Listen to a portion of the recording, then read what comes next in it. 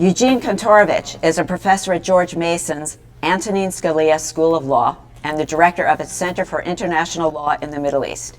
Before coming to George Mason, he had been a professor at Northwestern University School of Law for 11 years.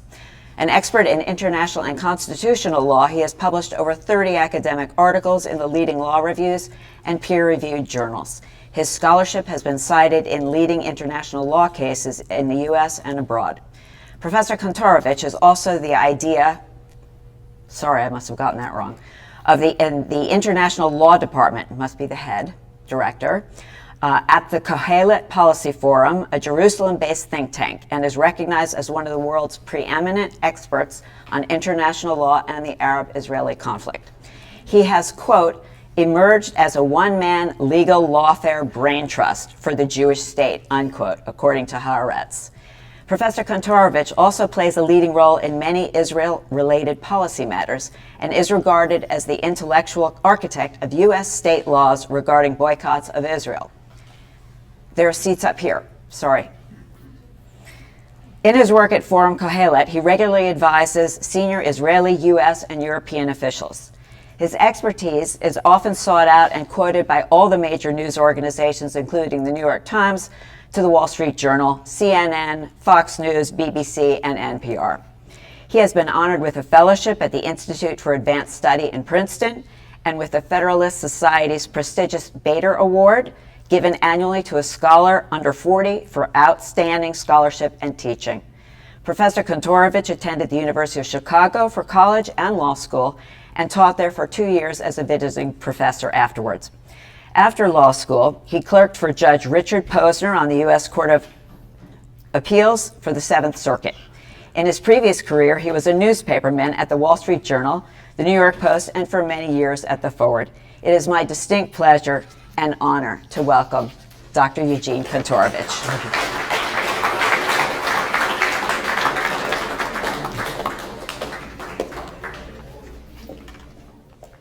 Thank you all for coming here tonight. Thank you for taking time to listen. Thank you so much to Rabbi Scheiner for helping us arrange this. And thank you to the Gross Family Center for sponsoring this event. Yep. Our theme tonight is modern blood libels. Modern blood libels. And we need to know what is a blood libel before we talk about the kind of blood libels with which Jews are confronted today. Blood libels, historically, were a kind of claim, often made in the Middle Ages, that Jews used Christian babies' blood to make matzahs. Now, most distinctively, the claim of a blood libel is a claim of incitement to incite hatred and ultimately violence against Jews. I think you want me to use the mic. Mic? Okay. It's okay. That's it. I'll put it together. No, it's in. Just on. Yeah. Better? Everyone needs to be up. Hold on. Better? Okay, here we go. Okay, thank you. The claim of the blood libel is a claim that was used to incite violence and pogroms against the Jews. But let's look at certain characteristics of the blood libel claim to see what made it even more distinctive. The claim of a blood libel is particularly notable in its outrageousness. Not just that it's false, but that it's almost impossibly false. That it's like science fiction. You don't have to come here in a few months, in 5 months, to take the rabbi's preparing for Pesach class to know that the use of blood in matzah preparation is completely not kosher. Like, it's the most impossible. It's like, if you had to think of the most unlikely thing for Jews to do, it would be to use blood in anything, in matzah in particular. Okay, so it's a lie that is so big that it's not just not the truth, it's like the opposite of the truth. And that kind of big lie, as Goebbels would later understand, the more outrageous the lie, the harder it is to respond to. And a lie that does not intersect anywhere with the truth is almost impossible to refute. So a claim that is not just not the truth, but has no points of intersection with it. That's one thing. And another part of the sociology, I think, of a blood libel is that it's a big lie, the opposite of the truth, and that resonates particularly with the taboos and sensitivities of the surrounding culture. So in Christian culture, the notion of blood being used for matzah, because blood and matzah are connected in Christian symbolism to Easter, which falls around the same time, it was like the worst thing that one can think of, right? Obviously killing children anytime, the worst thing one can think of, with references to Christian religious beliefs that made it impious as well as murderous. So it's the worst, in other words, it's the worst kind of thing you could accuse someone of. So today, no one is going to accuse Jews of using blood and matzah. It's not so connected to any cultural sensitivities. But there are other claims now that have emerged which are similar in structure. Similar in structure. The goal is to incite hatred and violence against Jews, today gathered principally in the Jewish state, that are not just not true, but that are the opposite of the truth, that are a parody of the truth, an inversion, and that are designed to harness contemporary cultural sensitivities in a way to further incite and further be outrageous. And unfortunately, so you'll see in the title of the lecture today, in the past several months, in the past 6 months, we've seen really an explosion of these kind of claims aimed at the Jewish state, almost an avalanche. Claims that are typically framed in legal terms, but that are designed to incite hatred and yet are completely untrue. We're going to address 3 such examples today. One is the claim that was made starting about December of last year, at the height of the COVID pandemic, that Israel was improperly withholding or blocking or denying access to COVID vaccines to the Palestinians in a way that was a breach of certain Israeli obligations. This is really the shape of a classic blood libel, which have often been closely related to Jews as the agents of disease, vectors of disease, or responsible for the disease, spread of disease in non-Jewish communities. So that's almost exactly the shape of a classic blood libel. Another one, more recent, that Israel is responsible for a horrible crime, the crime of apartheid, perpetuated against Palestinians and Israeli Arabs. And a third blood libel, a third false accusation, that Israel is evicting Palestinians from their properties in Jerusalem and taking over Palestinian homes, private homes in Jerusalem. These claims are very difficult to address because, again, they're so made up that it's very hard sometimes to even know where to start. So we're just going to start. We're going to start one by one, and we'll start with the vaccines. I think it's important to note, and this is why it's something that I work with and something I deal with. These claims are very typically put today, not in religious terminology, but in legal terminology, in often the terminology of international law, that Israel is somehow violating international law. I think there's also a deeper reason for this that I might mention. I'm an international lawyer, I don't need to know the deeper reason, I'm just going to talk about the international law, but it might be sociologically interesting to think why. So today, in a largely post-religious, postmodern society, the notion of unifying rules that come from a higher source has been eroded. So to say that Jews are rebelling against God or against some divine revelation is no longer a claim that really excites people. But today there's still a sense that there must be some kind of top-level authority. And for many people of a cosmopolitan persuasion, international law sounds like a set of rules that is higher, that is general, but that is not divine in nature. Now, the nature of international law we don't have time for, but there's not the idea that the power of a claim that Israel is violating international law is that it's a claim that there's these general rules that apply, not our rules, not rules we made up, not rules any country made up, like the laws of mankind. Okay, so let's talk about vaccines.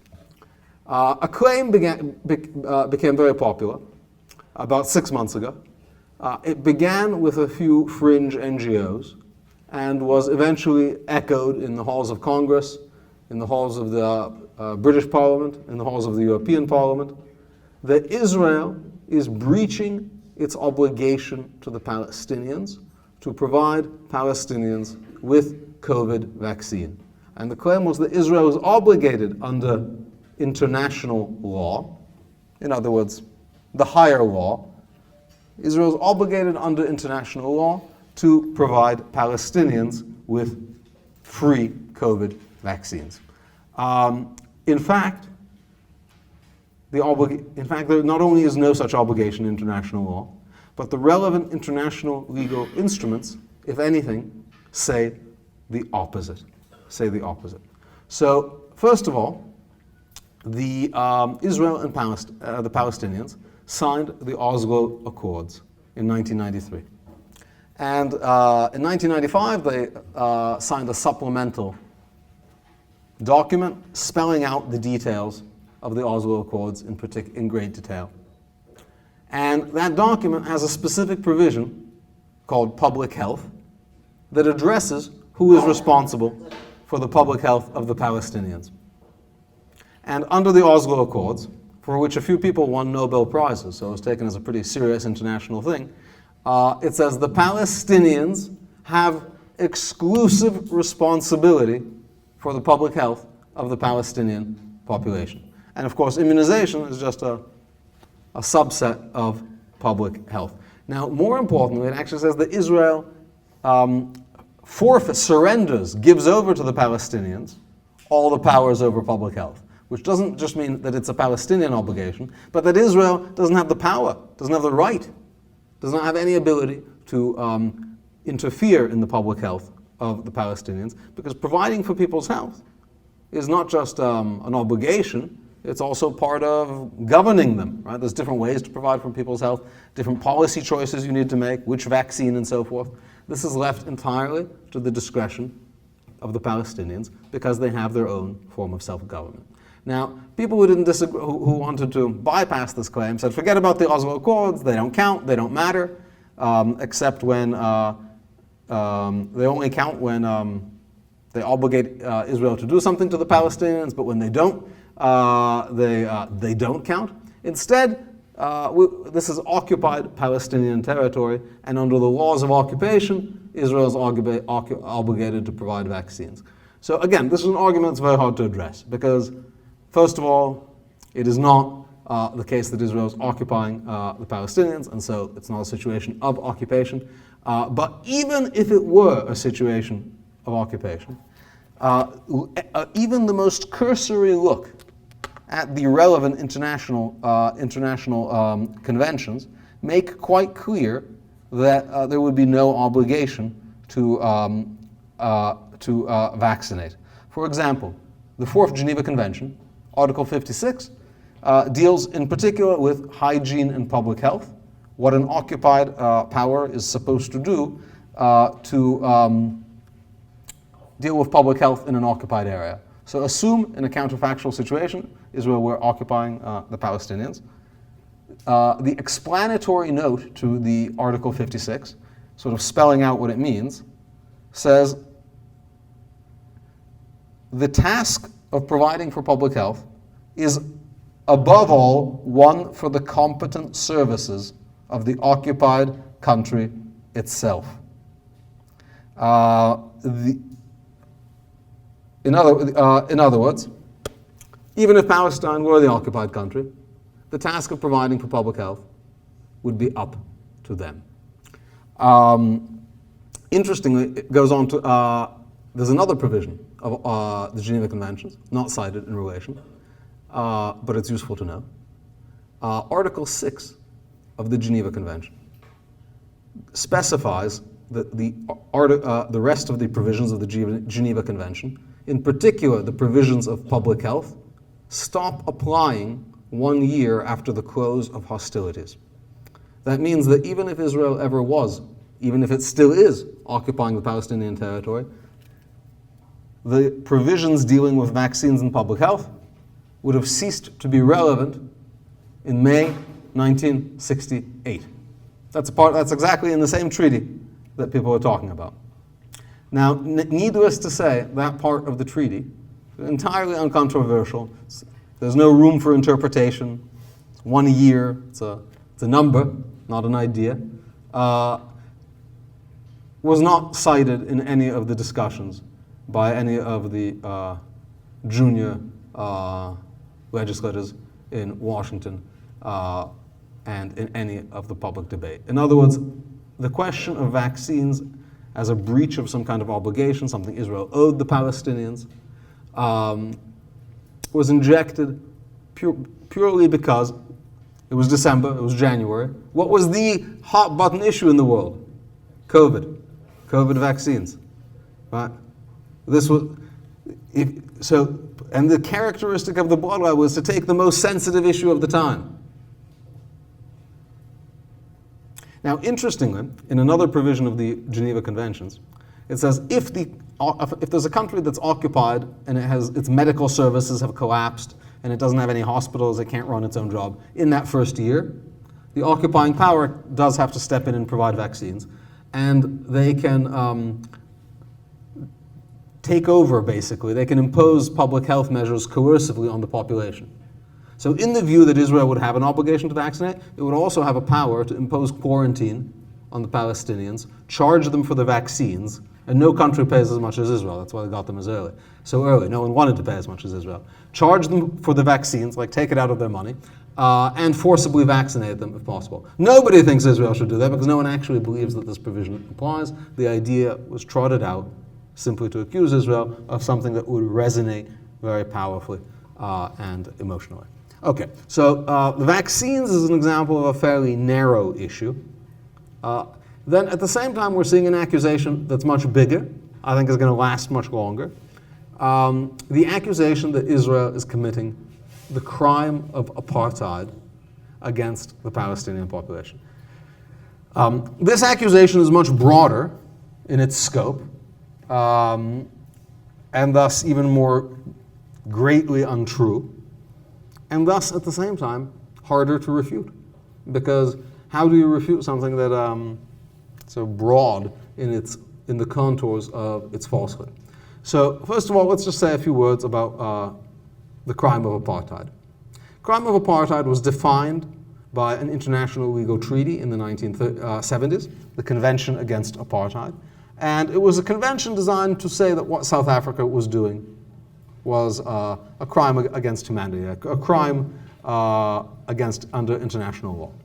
And it defined apartheid as systematic acts of inhumane conduct, such as murder, enslavement, forcible labor. Those are the main ones. On a large scale murder, enslavement, and forcible labor, designed with the purpose of subjugating one racial group under another.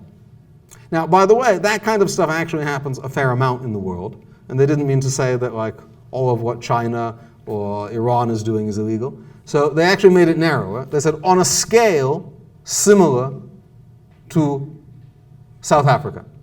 Right? And South Africa is the test case. Indeed, the reason it's called the crime of apartheid, as opposed to just the crime of doing bad things, is to really define it very specifically around the South African case. Okay, so that's the crime of apartheid. Since South Africa, how many countries has the international community or any international court identified as committing the crime of apartheid? The answer is 0. Now, that is not to say that the practice of some countries might not match the description of apartheid. But because the legal definition specifically says of a form similar to South Africa, in fact, the standards are very high, because South Africa was unusual in the openness and explicitness of its system of laws. Right? That is to say, it wasn't something hidden, it wasn't something covert, it wasn't something that they had another name for, it was something they were fairly open and proud about. Now, what was the central feature of the apartheid system? As the name says, the apartness. Apartheid was a system of systematic separation of races in all areas of public life, and ultimately, geographically, with the black population moved into particular districts and areas. And in a series of laws, blacks and whites were separated in every form of public facility. So, now let's apply it to Israel. In what public facility are Arabs and Jews separated? Not a single one. There simply is no facility in Israel, from the public drinking fountain to the Supreme Court bench, in which Jews and Arabs are not together. And this is the same inside Israel proper. And it's also the same in Judea and Samaria, in the Green Line. You can drive to the mall in Gush Etzion, and there are cafes there, and the cafes owned by Jews typically, and they're open to Jews, and they're open to Arabs. So there is simply no system of apartness. And needless to say, nor of murder, nor of enslavement. And because no country has been defined as an apartheid state, it's very hard to know what apartheid would look like. But let me give you maybe an example of what might rise to the level of apartheid. I don't want to say for sure because there's no precedent. But let's say you had a regime. So Human Rights Watch just wrote a 270-something page report accusing Israel of apartheid. So consider the following set of facts. What if you have a country, maybe this would be apartheid, what if you have a country that does not allow the disfavored racial or ethnic group to have property rights, to buy land, does not allow them, bans them from property ownership? And what if you have that same country also has a system of education and a system of public propaganda that sends messages of violence and inferiority against that group? And what if, going further to murder, that same country actually has a public program, a government program, of paying people to murder members of the disfavored group? You would have all policies of the Palestinian Authority, which punishes the sale of land to Jews by death or life at hard labor, depending on the time period, which has curricula, which a recently European Union funded report, which they decided not to publish but has been leaked, says full of anti-Semitic and insightful materials, and which pays people for acts of terror on a sliding scale correlated with the numbers of victims. The worse the crime, the more you get paid. So that might seem like policies that might begin to approach the level of apartheid. Right? They have the aspect of apartness. Right? That is why Jews cannot live anywhere under Palestinian control, whereas Palestinians can live under areas of Israeli control. The message of dominance and the element of murder. We're beginning to... None of those policies are mentioned even once in the 271-page Human Rights Watch report about apartheid and the Palestinians. This is what I mean by an inversion, right? They're looking at this territory to find apartheid, and it's right there. Right? It's not hiding. The Martyrs program, these payments, is a public program. It is not a secret, it's not a covert program.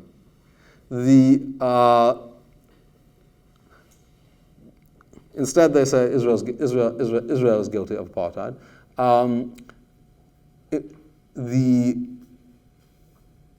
So the claim is so marvelously false. But then, so the question is, why make such a false claim? Right? If I'm involved in some things with government, trying to convince people of things, I would always advise a politician to try to say something smaller that's less easy to refute.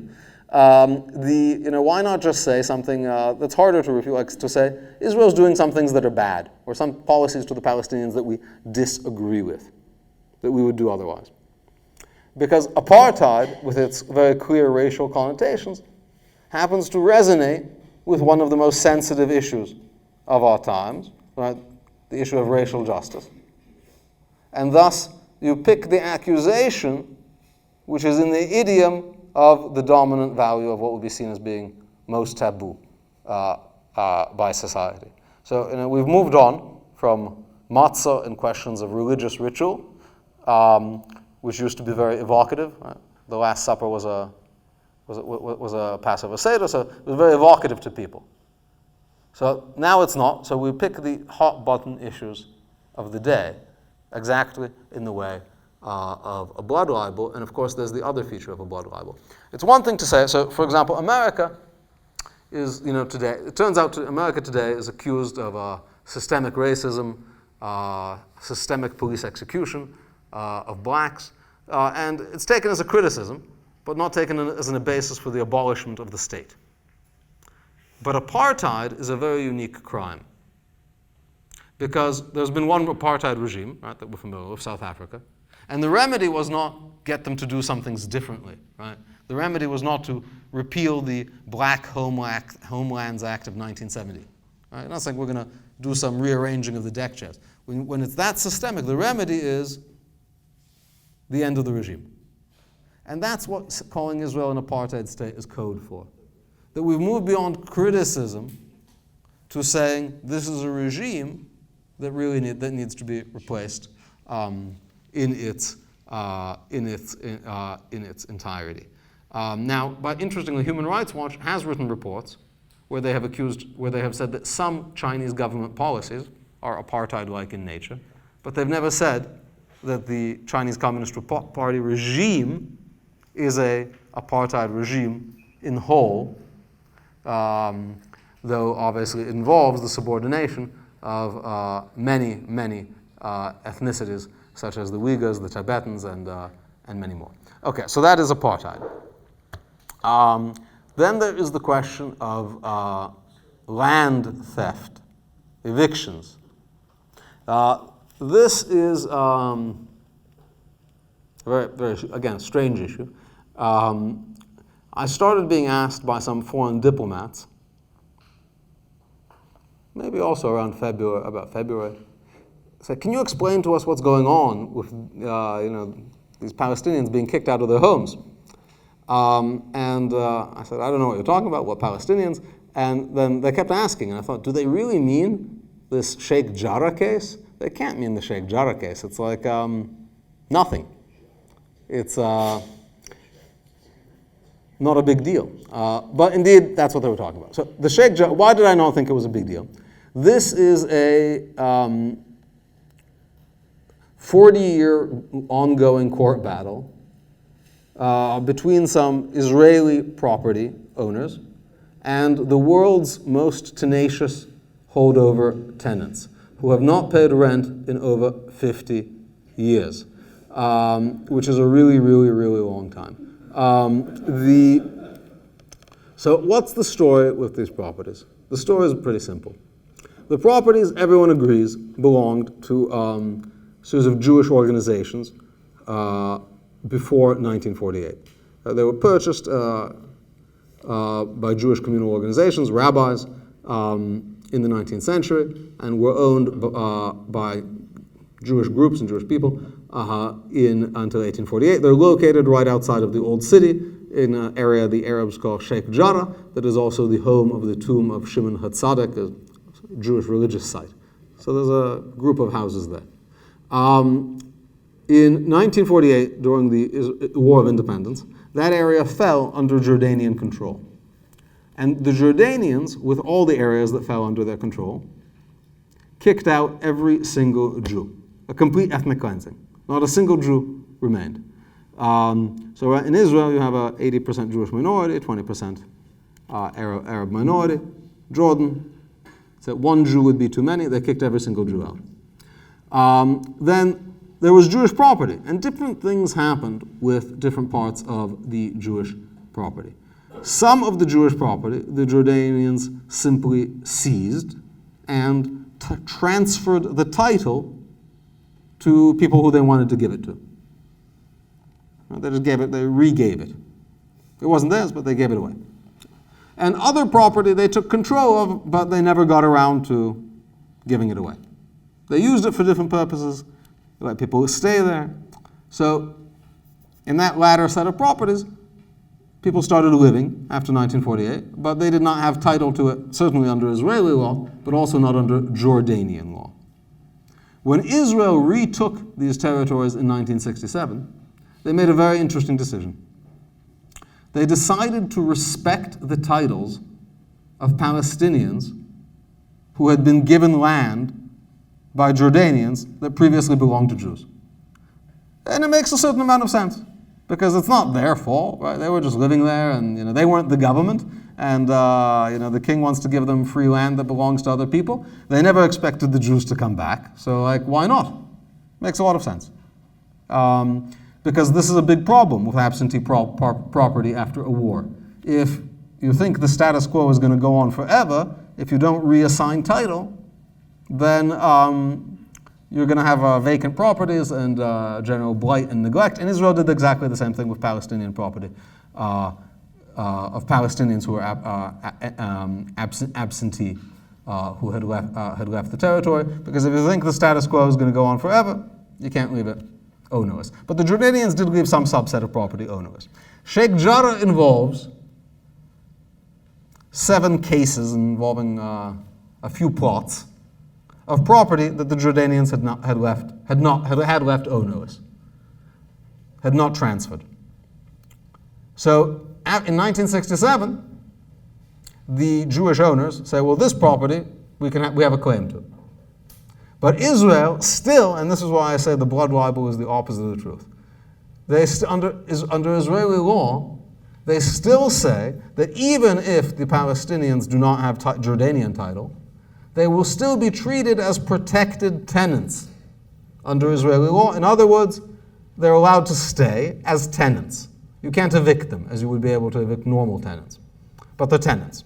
Everyone with me? They're not tenants that you agreed to, but they're tenants you have to keep.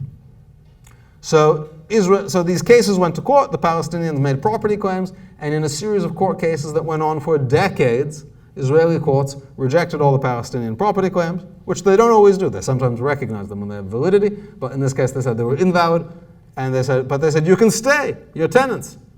Just pay rent, not market rent, like a protected tenant rent.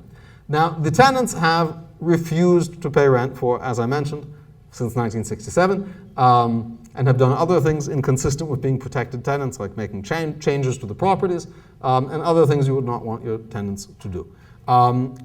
So after 40 years of this, what happened? Nothing yet, actually. But eventually, after 40 years, it was getting to the stage where maybe even the property owners would get an eviction order, which they do not have. No one's actually been evicted in this situation. And this set off an international furor that Israel was kicking Palestinians out of their homes. No part of this is true. Not their property. Israel's not really doing the kicking. These are both private property disputes that are decided like any other private property dispute. And by the way, the same law applies between Jews and Jews, and the same law applies between Arabs and Arabs. Arabs also bring property claims against other Arabs in East Jerusalem and seek eviction. And here's the amazing thing. Israeli courts have ordered Arabs evicted from property without any complaint countless times when the plaintiff is an Arab. Happens all the time. I have a friend who works in the Jerusalem prosecutor's office. This is all she deals with. So what's the only problem in this case? Why is there an international scandal? Same law, same rules, because the plaintiffs are Jewish. If no one disputes that if the people seeking rent or eviction here were not Jews, there would not be an international scandal. In other words, the claim here is that Israel is doing something terrible by not maintaining the Judenrein status quo established by the Jordanian ethnic cleansing of 1967. So, people trying to regain their own property and not being allowed to do so for 50 years because of their ethnicity has been turned into Jews are kicking Palestinians out of their houses. It's like an inversion. So it's not good that we see all these broad libels today. I think going forward, probably the apartheid one is going to be doing most of the work because it's the broadest and most ambitious. And again, it's used fundamentally to call into question the entire validity of the state.